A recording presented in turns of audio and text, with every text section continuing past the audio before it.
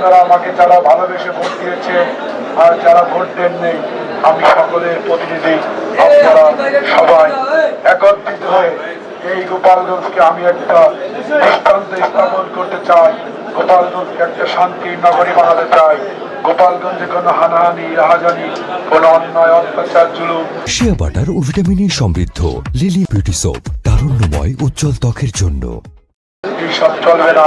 তাই আপনারা যারা আমার সমর্থক, যারা আমাকে ভালোবেসে ভোট দিয়েছেন, যারা ধানের শীষকে ভালোবেসে ভোট দিয়েছেন, যারা তারেক রহমানকে ভালোবাসেন, তারা একটু ধৈর্য ধারণ করবেন। গোপালগঞ্জের জন্য কেউ কমপ্লেন না করতে পারে যে এই বিএনপি বিজয়ের পর গোপালগঞ্জে কারোর উপর কোনো আক্রমণ হয়েছে, কেউ কষ্ট পেয়েছে, এমন কোন নজির আপনারা দেখাবেন না। আপনারা সবাই ধৈর্য ধারণ করবেন, আপনারা সবাই শান্ত থাকবেন। শান্ত থেকে আপনাদের যে যা যা করা দরকার, আপনাদের আমাদের এই দলকে প্রতিষ্ঠিত করার জন্য যা যা করা দরকার, আমরা সবাই মিলে একত্রে কাঁধে কাঁধ মিলিয়ে আমরা একসাথে কাজ করতে চাই। আমরা গোপালগঞ্জের তৃণমূল, গোপালগঞ্জে বিএনপিকে শক্তিশালী করতে চাই। আমরা দেখিয়ে দিয়ে চাই আমরা কোনো প্রতিশোধের রাজনীতি করি না, আমরা কোনো প্রতিশোধের রাজনীতি করবো না।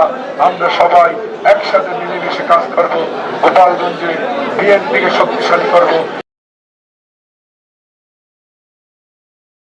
শিয়া বাটার ও ভিটামিনে সমৃদ্ধ লিলি বিউটি সোপ, তারুণ্যময় উজ্জ্বল ত্বকের জন্য।